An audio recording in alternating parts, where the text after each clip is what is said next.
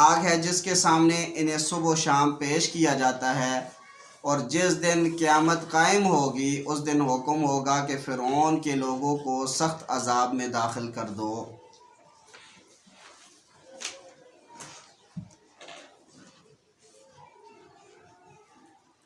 دیکھیں اس آیت میں فرمایا گیا النار یعرضون علیہا غدوا وعشیا، کہ آگ پر ان فرعونیوں کو صبح و شام پیش کیا جاتا ہے۔ وَيَوْمَ تَقُومُ السَّاعَةُ، اور جس دن قیامت قائم ہوگی تو ادخلوا آل فرعون، آل فرعون کو داخل کیا جائے گا اشد العذاب، سخت عذاب میں۔ دیکھیں یعنی اس کے اندر قبر و برزخ کے عذاب کا تذکرہ بھی ہے، اور اسی طریقے سے قیامت والے دن جو سخت عذاب ہوگا اس کا تذکرہ بھی ہے۔ اب دیکھیں جو پیش کیا جا رہا ہے آل فرعون کو قبر و برزخ میں آگ پر، یہ صرف روح کو نہیں پیش کیا جا رہا بلکہ روح مال جسد کو پیش کیا جا رہا ہے، اور اسی طریقے سے کل قیامت والے دن جب سخت عذاب میں ڈال دیا جائے گا ان کو، تو وہ بھی صرف روح کو نہیں داخل کیا جائے گا بلکہ روح مال جسد کو داخل کر دیا جائے گا۔ اگر آپ کو کسی آیت کے اندر، آیت کی تفسیر میں یعنی کہ یہ مل جائے کہ روح کو عذاب ملتا ہے، تو یہ بات ذہن نشین فرما لیں، وہ صرف روح کی بات نہیں ہوتی وہاں پہ، بلکہ اس کا مطلب یہ ہوتا ہے کہ اصالتاً جو عذاب ہے یہ روح کو ملتا ہے اور روح کے واسطے سے پھر جسم کو ملتا ہے۔ تو اس وجہ سے جسم اور روح یہ دونوں دنیا میں اعمال کرتے تھے، تو جب دنیا میں اعمال اچھے اور برے یہ ان دونوں نے کیے ہیں تو کل قبر و برزخ میں، اور اسی طریقے سے کل قیامت والے دن جو عذاب ہوگا وہ بھی ان دونوں کو ہی ہوگا، نہ کہ صرف روح کو۔ حضرت عائشہ رضی اللہ تعالیٰ عنہ فرماتی ہیں ایک یہودیہ عورت میرے پاس آئی، اس نے آ کر میرے پاس عذاب قبر کا تذکرہ کیا اور کہا کہ اللہ تجھے عذاب قبر سے بچائے۔ حضرت عائشہ فرماتی ہیں میں بڑی حیران سی ہو گئی، میں نے اللہ کے نبی صلی اللہ علیہ وسلم سے پوچھا تو کیا ہمیں بھی عذاب قبر ہوگا؟ تو اللہ کے نبی صلی اللہ علیہ وسلم نے فرمایا جی ہاں، گناہ گار مسلمانوں کو بھی عذاب قبر ہوگا۔ آپ کے ذہن میں سوال آیا ہوگا، سوال کیا ہے؟ کیا امی عائشہ رضی اللہ تعالی عنہ کو یہ قرآن کریم کی یہ آیات نہیں آتی تھی کہ آپ بڑی حیران سی ہو گئی؟ اس کا جواب یہ ہے، دیکھیں حضرت امی عائشہ رضی اللہ تعالی عنہ کو قرآن کریم کی آیات آتی تھی، لیکن چونکہ دیکھیں قرآن کریم کی آیات کے اندر جب عذاب قبر کا تذکرہ آتا ہے تو کافروں کے بارے میں آتا ہے، تو اس لیے حضرت امی عائشہ رضی اللہ تعالی عنہ حیران ہو گئیں کہ کیا مسلمانوں کو بھی عذاب قبر ہوگا؟ تو جب قرآن اور حدیث دونوں کو ملا دیا گیا تو پھر بات سمجھ میں آ گئی کہ عذاب کافروں کو بھی ہوگا اور عذاب گناہگار مسلمانوں کو بھی ہوگا۔ میں نے بات کی ہے اس پہ کہ دونوں کے عذاب میں فرق ہوگا۔ مسلمان کو جو عذاب ہوگا یہ تطہیر کے لیے ہوگا، پاک کرنے کے لیے ہوگا، اور کافر کو جو عذاب ہوگا وہ رسوا کرنے کے لیے ہوگا، تو لہٰذا دونوں کے عذاب قبر میں یہ بھی فرق ہے۔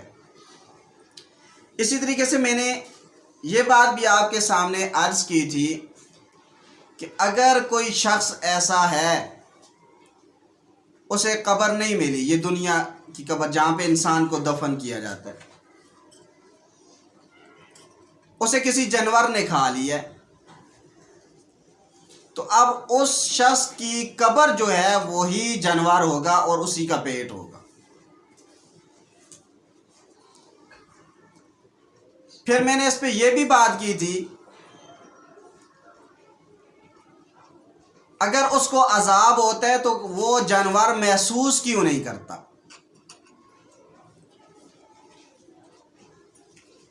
اس کو میں نے مثال سے سمجھایا ہے۔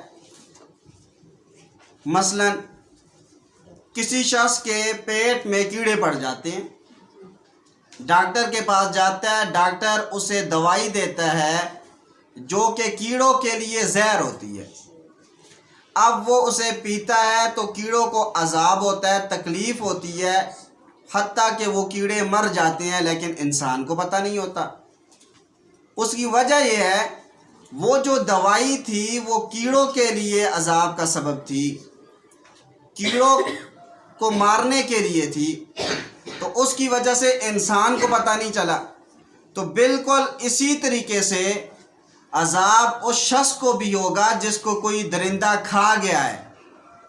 جب کھا گیا تو عذاب اسے بھی ہو رہا ہے روح کے تعلق سے، تو اس کو تو یہ محسوس ہوگا، مگر جس جانور نے اسے کھایا ہے اسے یہ محسوس نہیں ہوگا۔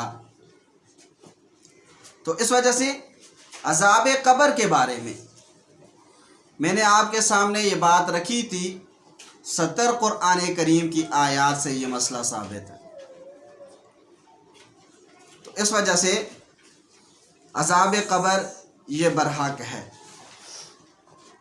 نمبر 2، حدیث مبارک صحیح مسلم جلد 2 کے اندر یہ روایت موجود ہے۔ حضرت زید بن ثابت رضی اللہ تعالیٰ عنہ سے روایت ہے، فرماتے ہیں کہ ایک مرتبہ رسول اللہ صلی اللہ علیہ وسلم اپنی سواری پر سوار ہو کر بنی نجار کے باغ میں جا رہے تھے۔ قال فرمایا بینما النبی صلی اللہ علیہ وسلم فی حائط لبنی النجار علی بغلۃ لہ، کہ ایک مرتبہ اللہ کے نبی صلی اللہ علیہ وسلم اپنے خچر پر سوار ہو کر بنی نجار کے باغ میں جا رہے تھے۔ وَنَحْنُ مَعَهُ، اور ہم لوگ بھی اللہ کے نبی صلی اللہ علیہ وسلم کے ساتھ تھے۔ اِذْ حَادَتْ بِی، اچانک وہ سواری وہ بدک پڑی۔ فَقَادَتْ تُلْقِیہِ، قریب تھا کہ وہ سواری اللہ کے نبی صلی اللہ علیہ وسلم کو نیچے گرا دیتی۔ وَإِذَا أَقْبُرٌ سِتَّةٌ أَوْ خَمْسَةٌ أَوْ أَرْبَعَةٌ، وہاں اس جگہ پر 4، 5 یا 6 قبریں تھیں۔ فقال، تو اللہ کے نبی صلی اللہ علیہ وسلم نے فرمایا من یعرف اصحاب هذه الاقبر، کیا تم میں سے کوئی شخص ان قبر والوں کو پہچانتا ہے؟ فقال رجل انا، ایک آدمی نے کہا جی ہاں میں جانتا ہوں۔ اللہ کے نبی صلی اللہ علیہ وسلم نے فرمایا فمتا مات ہؤلاء، یہ لوگ کب مرے ہیں؟ قال، وہ کہنے لگا ماتوا فی الاشراک، یہ لوگ زمانہ شرک میں مرے تھے۔ فقال، اللہ کے نبی صلی اللہ علیہ وسلم نے فرمایا ان هذه الامة تبتلى فی قبورها، ان لوگوں کو ان کی قبروں میں عذاب ہو رہا ہے۔ فلولا اللہ تدافنوا، اگر آپ مردوں کو دفن کرنا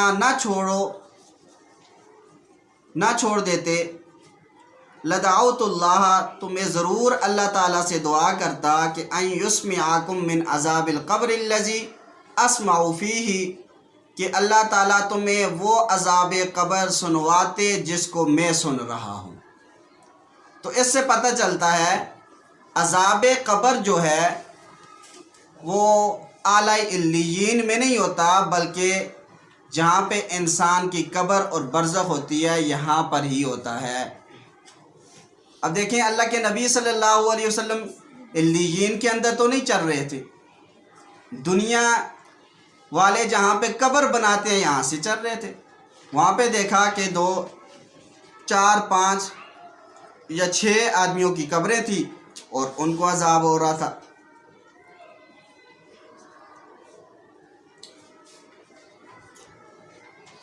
मौत और मौत के बाद के मुताल्लिक अकीदा।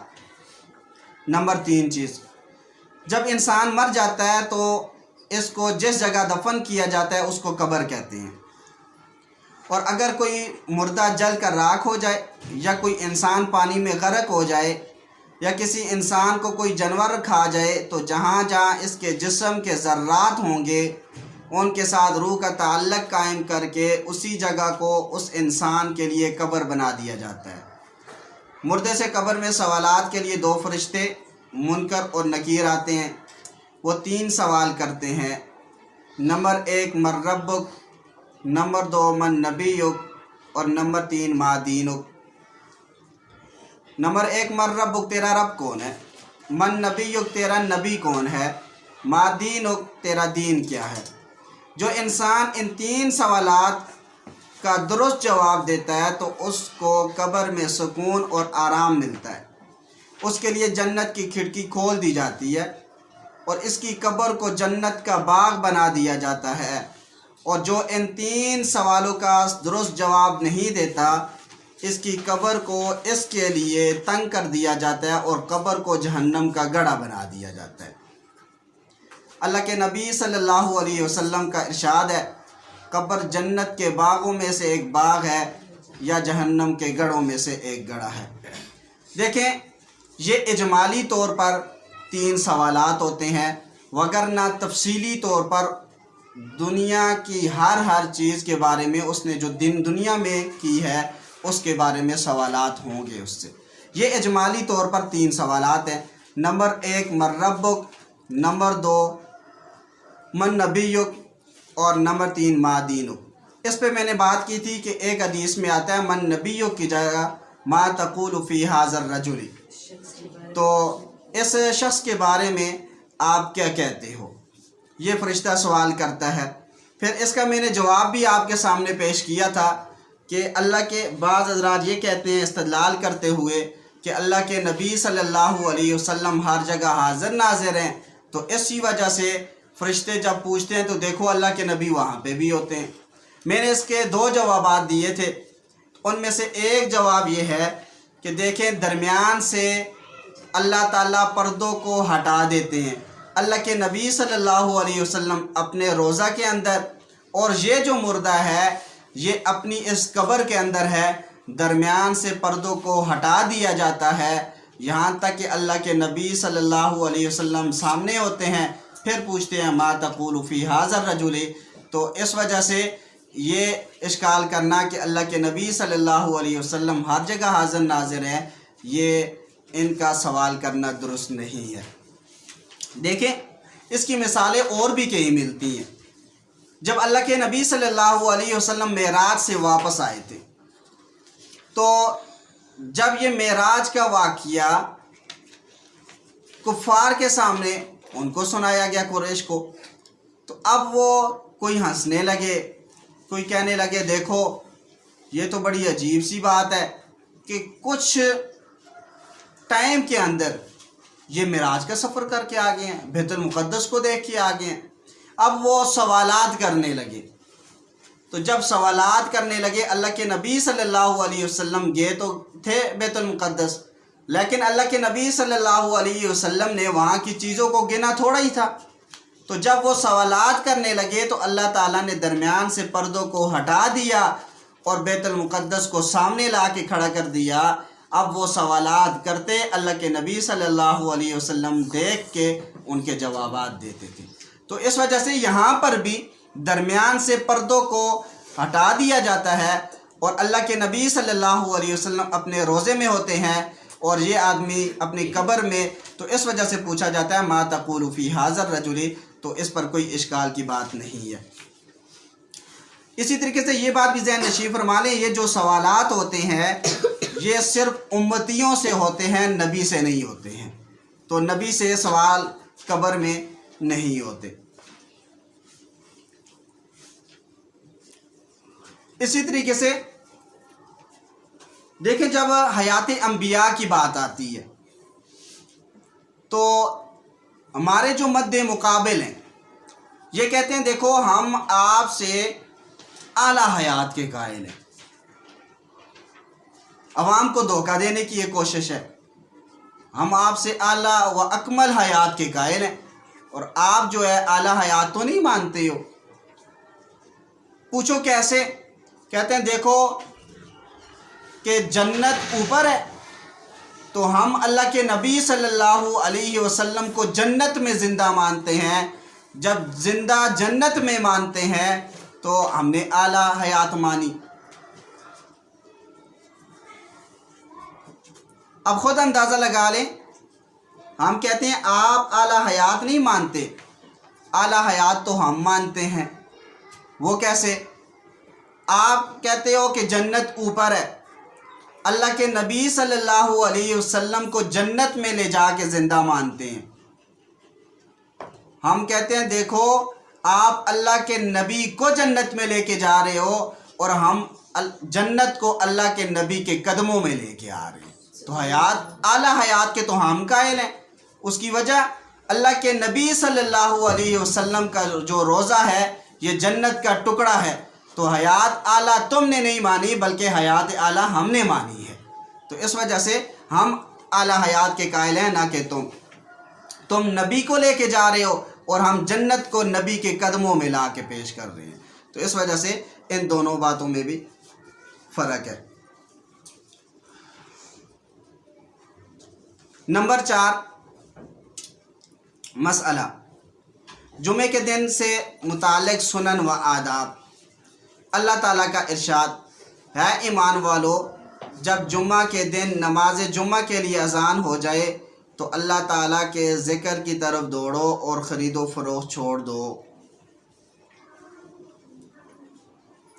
حضرت ابو ہریرہ رضی اللہ تعالیٰ عنہ سے روایت ہے کہ اللہ کے نبی صلی اللہ علیہ وسلم نے ارشاد فرمایا، جمعے کے دن میں ایک گھڑی ایسی ہوتی ہے اگر کسی مسلمان کو حسن اتفاق سے خاص اس گھڑی میں خیر اور بلائی کی کوئی چیز اللہ تعالیٰ سے مانگنے کی توفیق مل جائے تو اللہ تعالیٰ اس کو وہی چیز عطا فرما دیتے ہیں۔ صحیح بخاری جلد 1 کے اندر ہے۔ آداب جمعہ مبارک۔ نمبر 1، جمعہ کے دن صفائی ستھرائی اور نہانے کا اہتمام کرنا، تیل لگانا، زیر ناف بال صاف کرنا، ناخن کاٹنا۔ نمبر 2، جمعہ کے دن نئے کپڑے یا کم از کم پاک صاف کپڑے پہننا اور میسر ہو تو خوشبو لگانا۔ نمبر 3، جمعہ کے دن زیادہ سے زیادہ ذکر و تسبیح، تلاوت قرآن اور دعا، صدقہ اور خیرات کرنا۔ نمبر 4، صلاۃ التسبیح پڑھنا۔ صلاۃ التسبیح کی جماعت کروانا یہ مکروہ ہے، اکیلے پڑھنی چاہیے، اور اس کا طریقہ 2 طریقے تھے جو ہم پیچھے پڑھ چکے ہیں۔ نمبر 5، جمعے کے دن کثرت سے اللہ کے نبی صلی اللہ علیہ وسلم پر درود پڑھنے کا اہتمام کرنا۔ نمبر 6، جمعے کے دن سورہ کہف پڑھنا۔ ایک روایت کے مطابق جو شخص جمعے کے دن یہ سورت پڑھے گا اس کے پچھلے جمعہ تک کے تمام صغیرہ گناہ یہ معاف ہو جائیں گے۔ ایک روایت میں ہے کہ جو شخص سورہ کہف کی پہلی 10 آیتیں حفظ کر لے وہ دجال کے فتنے سے محفوظ رہے گا۔ صحیح مسلم جلد 1 کے اندر یہ روایت بھی ہے۔ نمبر 7، جمعے کے دن عصر سے مغرب تک قبولیت دعا کے اوقات میں ذکر، فکر، عبادت اور دعا میں مشغول رہنا۔ یہ تھا مسئلہ۔ اور نمبر 5 چیز ہے آخر میں دعا، مریض کی عیادت کے وقت کی دعا۔ سنن ابی داؤد جلد 2 کے اندر ہے، اسأل اللہ العظیم رب العرش العظیم ان یشفیک۔ ترجمہ، میں اللہ عظیم سے سوال کرتی ہوں جو عرش عظیم کا رب ہے کہ وہ آپ کو شفا عطا فرمائے۔ نوٹ، یہ دعا مریض کے پاس 7 مرتبہ پڑھنی چاہیے۔ اسی طریقے سے یہ بات بھی ذہن نشین فرما لیں، جب کسی مریض کے پاس جائیں، مریضہ کے پاس جائیں، تو اس کو جا کے ہمیں یہ بات کہنی چاہیے کہ اللہ تعالیٰ آپ کو صحت عطا فرما دے گا، یہ اتنی بڑی بیماری نہیں ہے، اللہ صحت عطا فرما دے گا۔ ہماری عادت یہ ہے کہ ہم کسی مریض یا مریضہ کے پاس جاتے ہیں اور جا کر یہ بات کہتے ہیں یہ بیماری تو اتنی بڑی ہے، فلاں تو مر ہی گیا تھا۔ تو اب جو پہلے نہیں پریشان تھا ہم اس کو جا کے پریشان کر کے آ جاتے ہیں، تو اس وجہ سے یہ بڑی عجیب سی بات ہے۔ اس پہ ایک بات بھی یاد آئی، ایک بادشاہ تھا تو اس کے پاس لوگ چلے گئے، وہ بیمار تھا۔ اب بیمار تھا تو جو بھی جاتا وہ تھوڑی دیر بیٹھتا اور اٹھ کے بھاگ کے نکل آتا۔ تو بادشاہ نے پوچھا کہ یہ کیوں؟ تو ایک شخص تھا، اس نے کہا بادشاہ سلامت، بات یہ ہے کہ آپ کو جو بیماری لگی ہے یہ بڑی ہی سخت بیماری تھی، بڑی سخت بیماری ہے۔ حالانکہ بیماری اتنی بڑی نہیں تھی، چونکہ بادشاہ سے وہ تنگ تھے، تو اس وجہ سے جب بادشاہ کے سامنے یہ بات کی تو بادشاہ پریشان ہونے لگ گیا۔ اب پریشان ہوتے ہوتے وہ اتنا کمزور ہو گیا حتیٰ کہ وہ مر گیا۔ تو ہماری بھی یہی عادت ہے کہ ہم جب کسی مریض یا مریضہ کے پاس جاتے ہیں، بیماری اتنی بڑی نہیں ہوتی کہ ہم اسے تسلی دیں کہ یہ ٹھیک ہو جائے گی، یہ اتنی بڑی بیماری نہیں ہے، بلکہ ہم یہ کہتے ہیں کہ یہ تو بڑی سخت بیماری ہے، فلاں کو ہوئی تھی، فلاں زندہ نہیں بچی تو آپ کا کوئی پتہ نہیں ہے۔ تو اس وجہ سے اس چیز سے بھی اجتناب کرنا چاہیے۔